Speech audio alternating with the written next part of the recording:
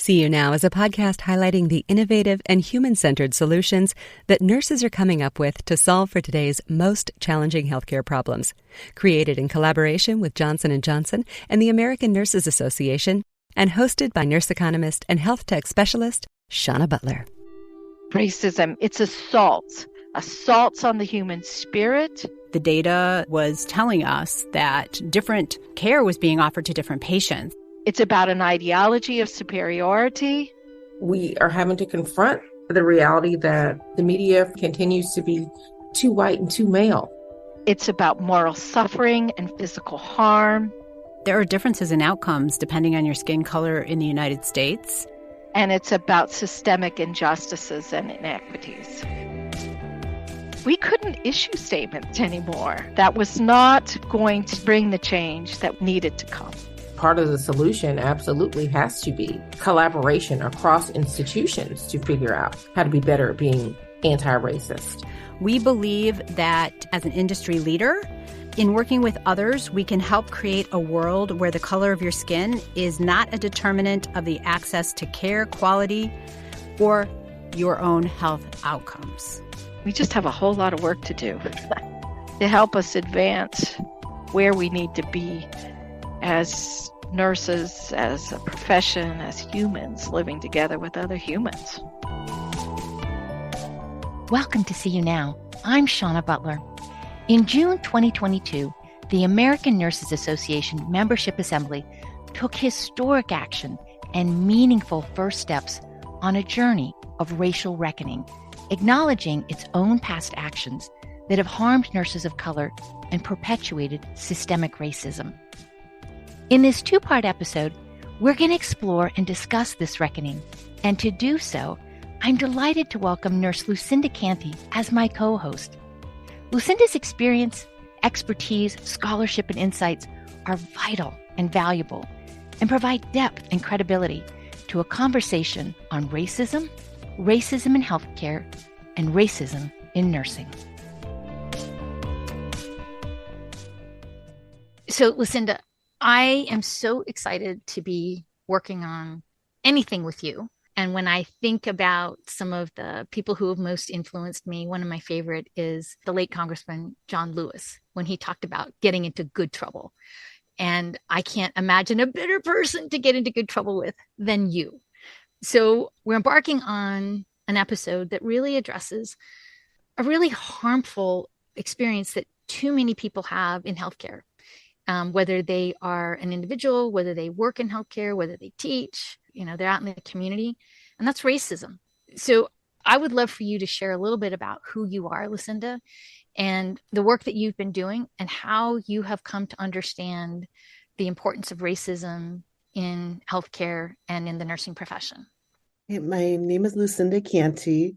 I'm a nurse midwife. I'm also an associate professor of nursing at UMass Amherst and director of Seedworks Health Equity and Nursing Program. I have been in nursing for about 30 years. I love nursing. I love midwifery. I don't even see myself doing anything else. For me, it's been a wonderful experience, but racism has unfortunately been a part of my experience even before I entered nursing school. Because at that time, when I first told my guidance counselor I wanted to become a nurse, he believed that only an associate degree program would accept me, the community college, even though I applied to other programs. The funny thing about my story is that all the other programs accepted me except for the community college. They put me on a waiting list, so I didn't hear from them until I was starting my junior year. The irony of that. Yeah, the irony of that. Oh. Yes. So that was my introduction to racism. I couldn't name it at the time.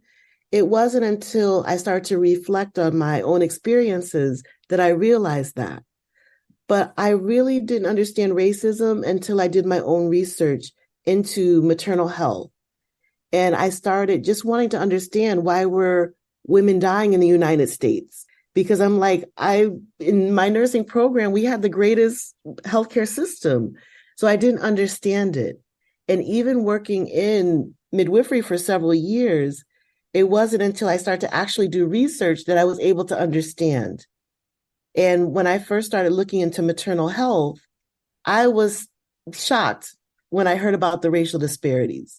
And as a Black woman, that time when I started looking into this, my son was 3 years old. I didn't realize that I was in danger myself because we don't talk about it, but I didn't really understand and see it until I started looking at the statistics. When I first started looking into trying to understand why Black women were dying, I was told that they were poor, they were uneducated, that they started prenatal care late or they didn't get prenatal care. And even a colleague of mine even said, oh, they have a bunch of diseases. That didn't make sense from the women that I know in my own life. For myself, I really started to find, well, I found out by interviewing Black women who almost died during childbirth, that really how they were treated in the healthcare system was the major cause. They were not heard when they had symptoms. They were educated. They all started prenatal care in the first trimester. But the main thing was that they were not heard. And that was difficult for me as a nurse midwife. That was very difficult because I didn't want to believe that was our healthcare system. So this topic is very important to me because I see how it interferes with the quality of life for nurses of color, but also the impact that it has on those that we care for. I think a lot of people know your work through your frequent posts on LinkedIn, which are so interesting and so beautiful and so uplifting and inspiring. But when I think about you, I think about drawing and paintings and artwork, and I think about a community baby shower. So please share more about some of the things that you do, that you're excited about, that you're really proud of. Okay, so I feel like I live in a lot of lanes in nursing. So poetry, art has always been important to me. And I've always been very private about my art. But as I start to share, because I use art to represent the themes, people start to really understand what I was trying to explain. And for me, that was very important. And so art has always been a way for me, and poetry has always been a way for me to express myself, but also to have some joy, because nursing could be very stressful. And that was a way to kind of alleviate that stress. So that's an important part of what I do. And out of my research, I found that women, they wanted health education. They wanted support. They wanted a community around maternal health. So through my research, I took my themes and I wanted to create something that was happening in the community. And I wanted to create a space where Black women and other women of color were heard and seen. And so I created Lucinda's House, which is a nonprofit that allows me to bring educational resources, but also when I think of mental health, find ways that we could bring birthing families together and celebrate pregnancy, especially in this time where I feel like there's so much uncertainty. So I do community baby showers, but I also have smaller community conversations about issues that are sensitive that we don't really talk about. And I do it with other members of the community. So we just create environments where we can just talk and just make this normal for us to be uncertain about our healthcare, have questions about our healthcare, but also to be able to not be judged, to have unconditional support or non-judgmental support. And that feels like an excellent lead into this episode. Lucinda, why don't you kick us off?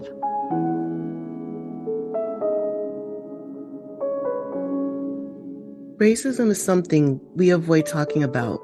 We don't like talking about, and we're not necessarily comfortable or good at talking about it. But addressing individual and systemic racism is a moral imperative and fundamental to the integrity of nursing and healthcare professions. George Floyd, Breonna Taylor, Ahmaud Arbery, 3 Black Americans killed in acts that reminded the world that systemic racism is persistent, pervasive, and deadly in the United States. The massive protests in the summer of 2020 that followed were manifestations of deep anger and despair at the racism that has plagued America since its founding. This prompted many organizations to question their role in systemic racism and issue anti-racism statements declaring their institutional values. In this two-part episode, we hear from leaders in nursing, media, and life sciences about how they are leaning in and living into racial reckoning to address and eliminate the harms of racism.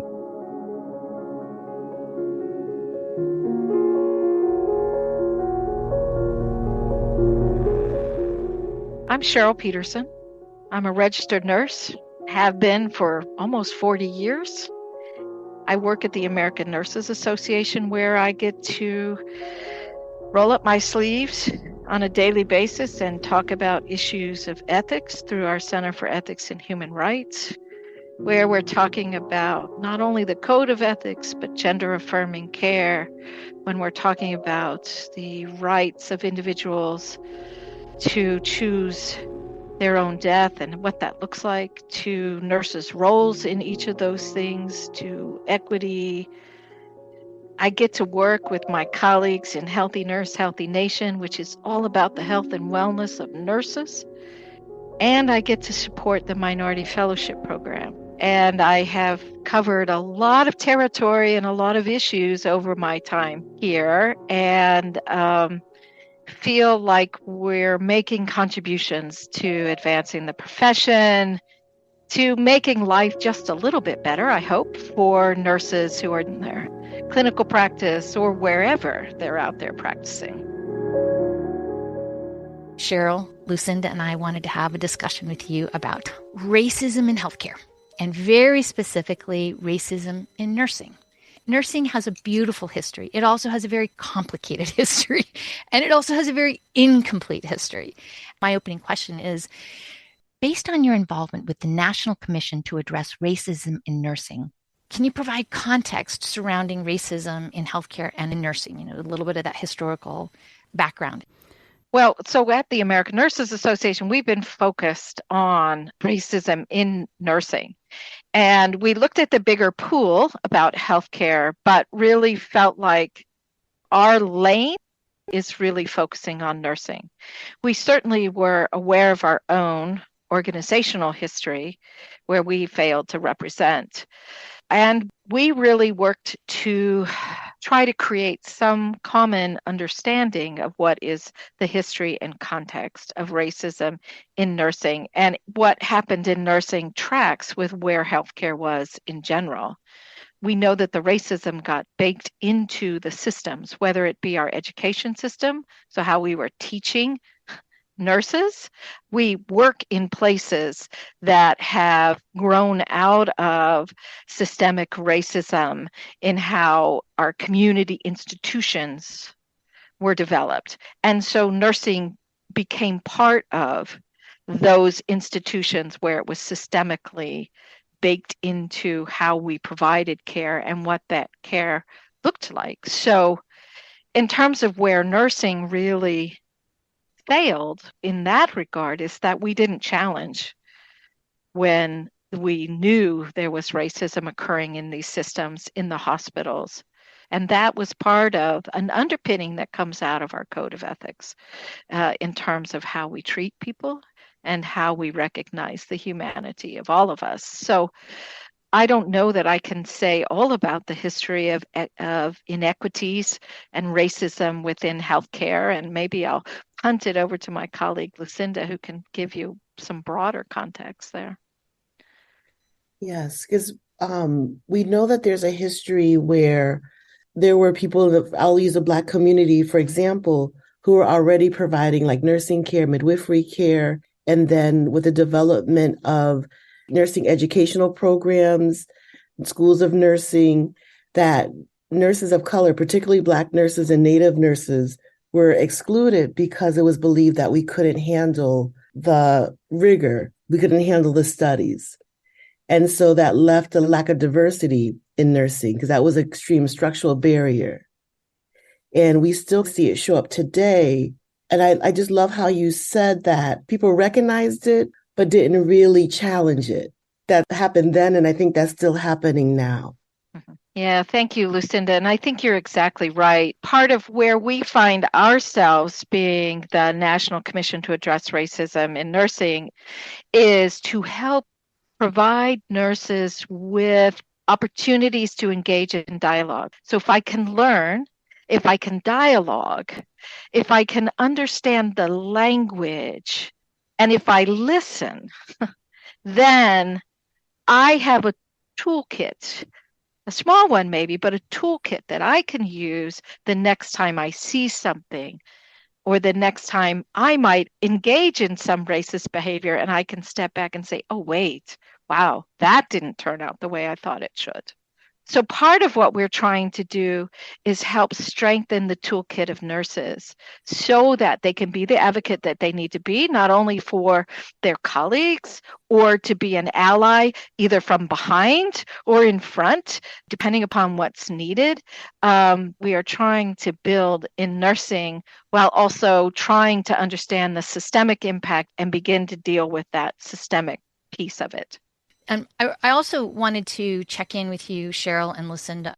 We're using the word racism. So in this context and the ANA's work, could both of you share how you're defining racism? Do you want to start? Yeah, I'm happy to start because this has been a really interesting piece for the National Commission to Address Racism in Nursing. The commission was formed 2 years ago in January of 2021. And we brought together a group of organizational representatives, and we had to spend some real time grappling with what did we mean when we used the term racism. And my colleague, Dr. Rumeh Alexander, helped the commission to actually develop their own definition of racism. We felt that it was important that for nursing, that we're really clear about what we mean when we're talking about racism. And for the commission, it is about assaults on the human spirit. And those assaults can be because of actions, biases, prejudices, an ideology of superiority. And we are focused on race, based on race. And what is the outcome of these assaults is moral suffering and physical harm. And that these can occur to individuals, they most definitely occur in individuals, and that they also perpetuate systemic injustices and inequities. So what are the key words in the commission's definition of racism? It's assaults on the human spirit. It's about an ideology of superiority. It's about moral suffering and physical harm. And it's about systemic injustices and inequities. So that's really our definition of racism. And in that very expansive definition, what are some of the ways that racism has shown up and people have experienced it? And we'll just talk about nurses in their careers, their educational opportunities, their economic well-being, the jobs that they get and the jobs that they don't get, their representation in organizations or in policy. Speak to what harms and assaults, how has that resulted in people's lives? The National Commission to Address Racism in Nursing did a series in June of 2021. We did a series of listening sessions. We brought together nurses in as safe a space as we could create virtually for them. And we talked about the attitudes, the actions, and the impacts that racism had, where they were experiencing implicit bias, explicit bias, prejudice, stereotypes, microaggressions. They were exposed to discrimination, oppression, exclusion, where if you're the Black nurse on a floor where you're principally with white colleagues and you are excluded from the sorority of nursing, if you will. Mm-hmm. The insistence on conformity, tokenism. The impact that they saw was inequity, self-doubt, demoralization. And here's another word that kind of relates to the words that you heard in our definition, spirit murder. Where slowly, we're eroding the very spirit of a nurse. the invisible workload, right? Not only do nurses of color have to do their day-to-day jobs, but they maybe have to represent, or they have to do the really hard work of fitting in or making sure that they adjust the language that they use. They can feel silenced. They feel invisible. They were exhausted. They're tired of being tired. They're exhausted. Nursing is the most racist profession outside of law enforcement, was one of the quotes that we heard. I have been told people like me never get anywhere. Nursing has not been safe or particularly uplifting.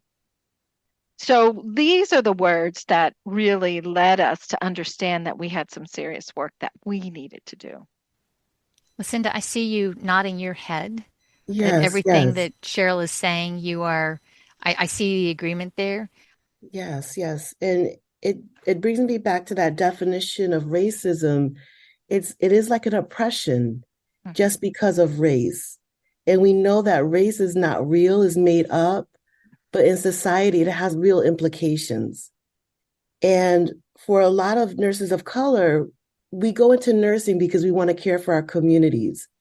And the things that Cheryl described really kill dreams. So it is like that assault on your spirit, but it's not that you can't do it intellectually or that you can't physically do it, but it plays like this psychological game on you that maybe I'm not supposed to be here. And it shows up in even just thinking about going to nursing school, because then you're already met with, nursing is difficult. Why don't you be a nurse's aide or an LPN, licensed practical nurse? It's always like those things that divert us in our dreams to be that registered nurse and then maybe to continue on. So it starts there where people are already telling you can't do it without someone seeing your abilities. And then when you're in nursing school, is that challenge of you're still being seen like you're not supposed to be here. Are you sure you want to do this? Nursing's not for everyone. So it's like those constant challenges.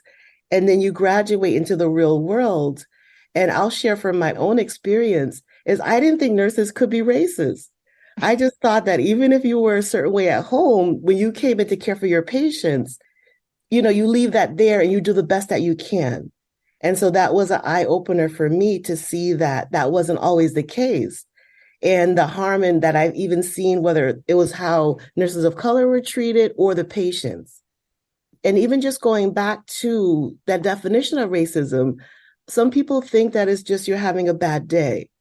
So Cheryl, I love how you said it's an assault. It's like it kills your spirit because that's how deep it goes.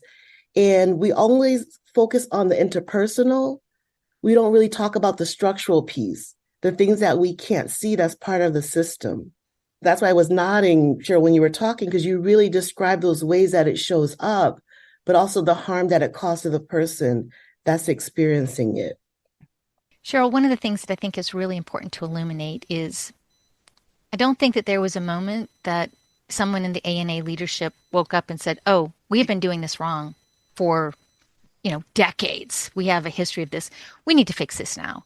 There was a very clear precipitating event, and I would really appreciate if you would take us back to what really provoked an inward look and provoked this racial reckoning. Says, man, we have not done well. We need to own up to this, and we need to fix this.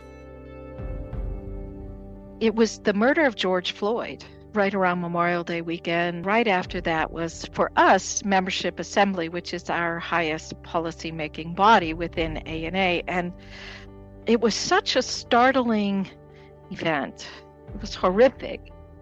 And I found myself having to write a statement for ANA and for Membership Assembly to be able to decry what is going on, which we did. It was a beautiful statement, very heartfelt, but what we realized after that was we couldn't issue statements anymore. We couldn't do that anymore. That was not going to bring the change that we felt needed to come.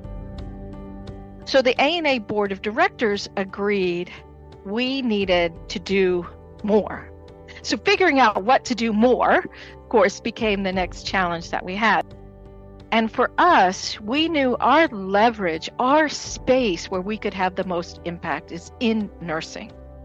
I don't think at the time that we were having this discussion with ANA that I, as a white woman in my later years, knew the extent of the problem. And it really wasn't until we had the listening sessions that I began to hear the words of my colleagues and the harm and the hurt. But ANA partnered with the National Black Nurses Association, the National Coalition of Ethnic Minority Nursing Association, and the National Association of Hispanic Nurses to bring about the National Commission to Address Racism in Nursing. So a couple of things to note.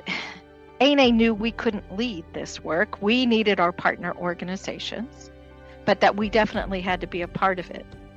And I think to the point about ANA would have no credibility with our colleagues of color. And we were told, you really have no credibility leading this commission. Then we really had to engage in looking at ourselves, who we are as an association of 125 plus years old, and who we are moving forward. And it was in that space that we offered our racial reckoning statement. And that was necessary because that was about the only way that we would be able to, I think, have the kind of credibility to be able to engage with our colleagues.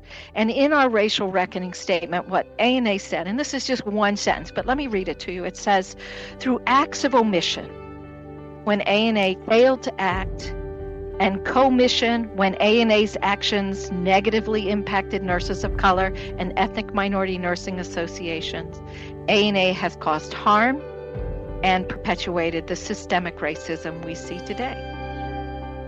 And it is in that space where we now find ourselves working. So we work through the commission, which is a pretty innovative approach. We brought in a lot of different voices. We did our best to be as inclusive as we could. We're trying to lay a foundation because we're in it for the long haul. We aren't going to solve this problem in 2 years, 5 years. This is a long-term issue that we're going to have to continue to grapple with. We'll make mistakes, we'll learn from our mistakes, and we will drive forward again. But we're committed both to the commission and to our own understanding of who we are. And how do you feel like it was received from white nurses, nurses of color? What kind of responses did you receive? Yeah, what a great question, Lucinda. Mixed. It was mixed. Mixed on all accounts, right? I will say that the membership assembly voted unanimously to support the racial reckoning statement. It is referred to in its title as a statement, but I know when I read it, it was a sincere apology. I can only imagine what it felt like in that room and in many of those conversations to get to the words that were there. And I mean, and there was probably a lot of strong emotion, a lot of tears, a lot of shame, embarrassment. And so that while it is titled a statement, the words that are used there is that we're seeking forgiveness, reconciliation, and healing. And so we're saying that it's a statement. It really is truly an apology and an acknowledgement of the harms that were done and a request for forgiveness. The racial reckoning statement by ANA, every word in that document was tested and tested again for, are we saying the thing we want to say? And we were very deliberate about using the terms of forgiveness. We are asking for forgiveness. We have caused harm. We apologize. We name the harm against individual nurses. We name the harm against organizations like the National Black Nurses Association, like the National Association of Hispanic Nurses. ANA failed to represent. So we are definitely seeking forgiveness. We know we caused harm. And so you are right to name that. Now, to your question, Lucinda, the reaction from nurses of color is, I'll use the term trust but verify. So what we heard was, okay, we appreciate where you're coming from, ANA. We're going to watch. We're going to watch for actions. The first thing we did after membership assembly was in July of that year, we went to the National Black Nurses Association, their annual meeting, and we were in a room with the leaders of NBNA and members, and executive officer for ANA stood before that group and apologized. We did the same for Chi Eta Phi, and in July, we are heading to the National Association of Hispanic Nurses. We are going to the places where we need to be in communication with people. This is how we are living into what we believe we need to do in order to achieve some form of reconciliation. Most of the feedback that we got was supportive of where we were coming from. We had some who said, what the hell is ANA doing? Why are you doing this, right? We got other problems to worry about. This should not be ANA's business.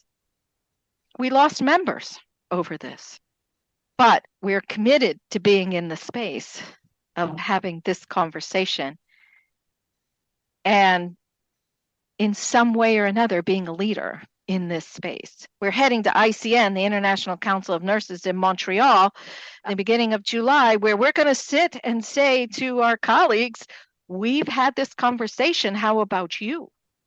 Because we need all of us to engage in this conversation. So how do we continue to move forward? And how is ANA going to lead this? Yeah. So we do rely on our partner organizations to help guide us. And this is where the National Commission to Address Racism in Nursing is really helpful to us, because the commission, I believe, will be able to continue to provide clarity about where we need to go. The first 2 years of the commission was really about saying, we have a problem, nurses. We have a problem. We had listening sessions where nurses put voice to what that problem looks like. We had a national survey that shows that we have significant racism being felt by our colleagues and by patients. The Robert Wood Johnson Foundation had a survey that echoed the same findings that we had in our survey, or similar findings. We have a national report, but I think for us, what we have really focused on is that those nurses who reported a personal experience with racism in the workplace, 92% of Black nurses indicated that they had experienced racism in the workplace. 73% of our Asian nurses had indicated the same, 69% of our Hispanic nurses. And we had over 5,600 respondents from across the country. And 3/4 of the Black nurses said that racism negatively impacts their professional well-being. And part of the kind of focus, I think, oftentimes for us has been on the Black experience, but we know that our colleagues, the Filipinos, the Asian Americans, the indigenous nurses, which is not a space where I think we know a whole lot about what that looks like. What does that racism look like? And we have a lot of work to do in that space. Yes, like it exists, but even myself as a Black nurse, I was startled by those statistics that so many people experience racism.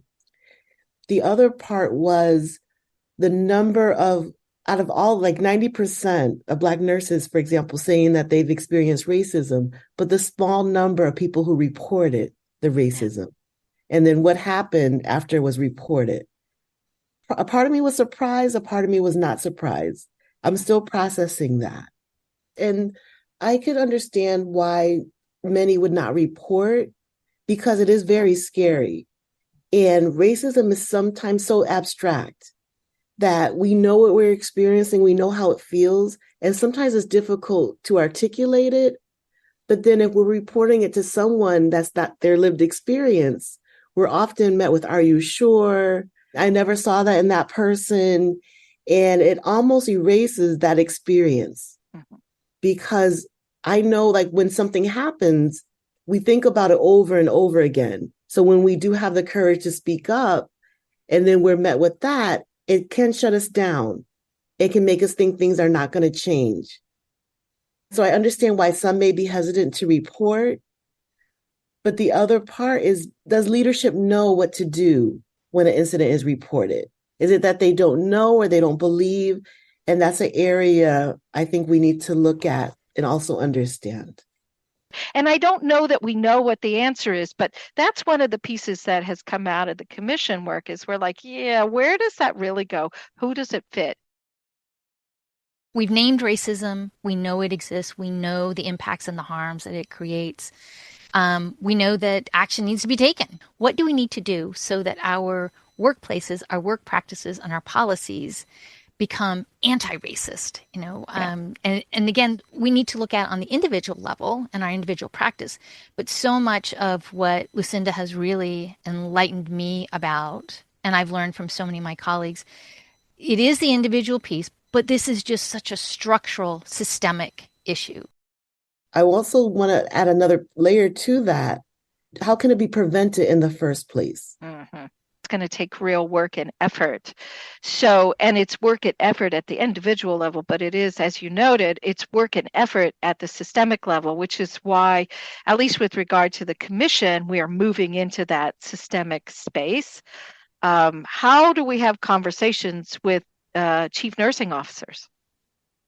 What might that look like? How are they understanding what is going on in their institutions? How do we help them evaluate that? And it's not going to happen overnight, but we've got to start asking the questions. I think what we've done thus far is shine a light. That's all we've done is shine a light. It's important to shine the light. It's really important because there's a whole lot of white nurses out there who probably would have said, everything's fine. I don't know what you're talking about. And now what we have to do is begin the conversations with leaders, with other national nursing associations, to say, how are you dealing with this? What does it look like in your space? How can we work with our academic institutions? I just got off the call right before this with a publishing company. It's a real problem in the clinical content that we have, that we use. So how are we going to make sure that we are not stereotyping people, that we're not teaching racist ideas? So we're talking to publishers. We have to talk to leaders. We have to continue to shine a light. We have to continue to listen. And we have to continue to learn. I've already mentioned the indigenous nurses. I think we have a lot of work to do in that space to understand. And, those don't sound very exciting or, dare I say, innovative, right? I know. It can sound like a lot of talk. It can sound like we mean well. Those are really great intentions. But I think, as you mentioned, and Lucinda also, echoed, that it is, thank you. We're watching, we're paying attention. Yeah, so how does this request for forgiveness, a commitment to reconciliation and healing, how does that translate into what I'm experiencing in my own profession, in my own practice, in my community? And policies don't necessarily sound sexy, but policies are pervasive. That's where you really hit at the systemic level. That's the systems. That's the systemic part, is the policy. So, you put the policy in place, but then there's a lot of behavior, a lot of mindsets that need to be changed. Those things all come together. And so it's really important. So why don't you speak to the work of this commission, how you've divided out and where you know that action needs to be taken and what's included in those actions? Yeah. So let me first start with the racial reckoning side of the house. So this is specific to A&A, behavior of A&A, right? So we actually have bucketed that into 3 areas. One is our external presence, right? It's the work we're doing in collaboration with MBNA and NON. It's talking with publishers. It's really looking at those pieces. But we also know we have to look at our own policies and approaches and our own committees, right? Our own volunteer bodies. Right now, we have a really diverse board, diverse from gender, diverse with regard to ethnicity and race. It's a very diverse board, but it hasn't always been that way. And how do we make sure that it's the same moving forward? How do we look at the policies that we're making, and how do we make sure that we've got the right lens? And then the third space we're looking at is, who is ANA as an employer? How do we treat our own employees? How do they feel about working for ANA?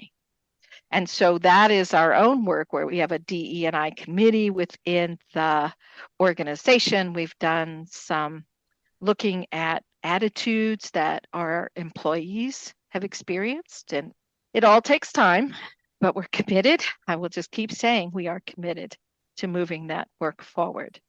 The commission, the National Commission to Address Racism in Nursing, we're trying to take a multi-pronged approach. One is we are continuing to focus on that individual, right? How do we get the kind of education that we need into nursing school? What are some innovative approaches to doing the education and training and dialogue that needs to occur at the boots on the ground level? We're going to continue to understand the attitudes and what nurses are experiencing. So we're going to be doing another survey, because we have to be constantly checking in. We have to be hearing from nurses. What does it look like out there? Because it's really hard to be able to judge when you've made a difference. And I'll just put one more plug in. We are starting to revise the Code of Ethics for nurses. The American Nurses Association is the steward of our Code of Ethics. It has evolved since the 1950s when it was first written. And that work of looking at revising the code, it will be done by 2025. And I think this topic is going to be a part of what we have to talk about as we think about our code. And that is a policy that is really significant to see changed. I do like hearing about diversity in leadership, leadership roles and the governance structures. I think those are very important and really make me excited. And looking at the ANA and their commitment, I love hearing about the Oral History Project and how they want to capture history and contributions of nurses of color. I do have a question about white nurses. Are we going to look at their views about race and racism? Because white nurses, they want to know what they can do. Some are acknowledging that they have privilege and that they're in positions where they can make change, but racism is something we don't talk about in nursing, so they don't know what to do. So are we going to look at also their history when it comes to race and understanding racism? Is there going to be guidance for them to be anti-racist? Yeah, really, really great question. But you're right about calling out white nurses. We've tended to be in a place of privilege. We have tended to be the ones who have acted in a racist manner. Yes. What I was trying to say is that people want to do better.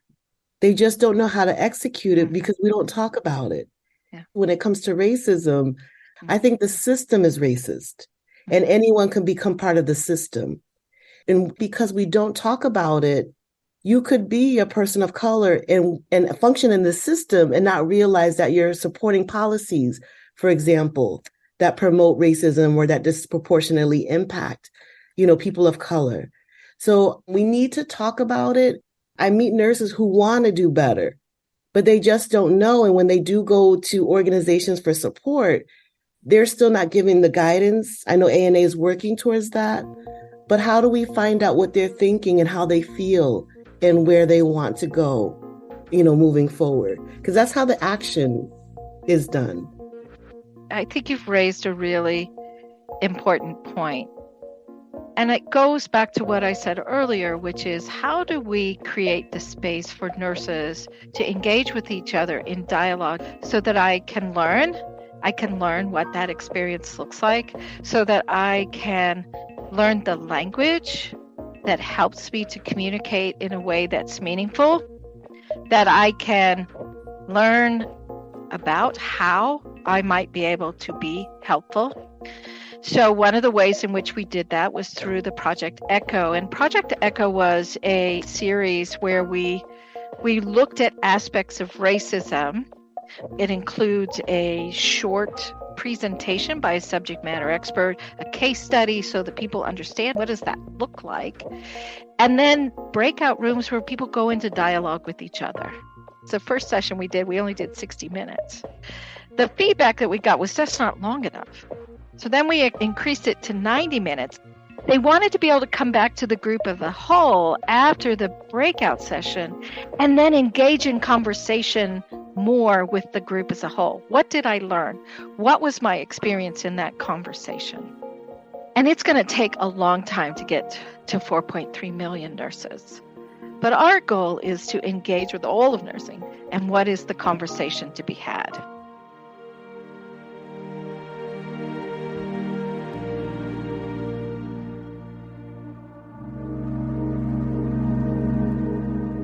We can be an incredible force for change.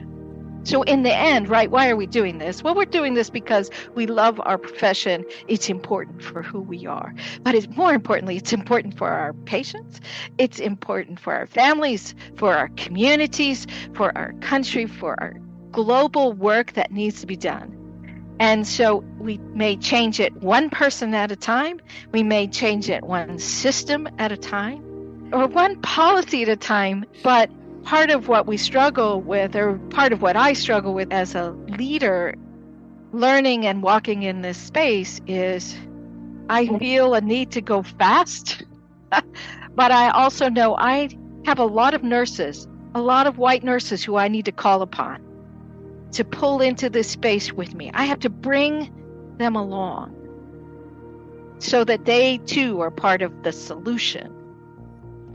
And it's just going to have to be dialogue. So we're going to start an online community to create another space for nurses to engage in conversation. We're going to have another Echo this fall that's going to focus on health equity. We're committed to trying to find the space for every nurse to engage with us and the commission and each other. How hard has this been for you, Cheryl? Oh my gosh. I have to say it's not knowing what I was getting into, right? And I have made some incredible stumbles. But I have worked with nurses who have had the grace to coach me, who have been willing to answer my questions. We've had a few crying sessions. And I can tell you it's very cathartic to cry because it just releases something that gets pent up. But I've been at ANA for 30 plus years. This is the most important work. Even setting aside nurse staffing, which I spend a lot of time talking about these days, this to me is the life-changing work that we need to be doing. And I feel very privileged that ANA has entrusted me with doing some of this work, that I've heard support from my colleagues, and they continually coach me. And when I step in a pothole, they give me a hand out of the pothole, and they say, this is how we can do this better together. And for that, I'm eternally grateful. That's what gives me hope. This is tough work, and you don't give up. Dealing with racism is not easy. Coming to terms with how it has shown up in nursing is not easy, but I think it's that you keep coming back. You don't give up. And that's the part that really gives me hope. You know, that even when you said you stumble or you say something that you wish you didn't say, but is acknowledging that, getting support, but continuing to move forward. We're going to have those ups and downs, but I think the main thing is that we just keep moving forward. I respect the ANA for that, for continuing to move forward. what we're engaged in, what we're desirous of, is bringing all nurses along with us in learning about, listening to, understanding, stepping in, stepping up, stepping behind, and giving them the skills that they need to be able to do that. We just have a whole lot of work to do. And I'm fully cognizant that we don't have all the answers. We don't even know what all the tools are yet. The conversation I was just on was about, well, how do we use simulation? I'm like, I don't know, but we'll figure it out, right? How do we use these things to help us advance where we need to be as nurses, as a profession, as humans living together with other humans?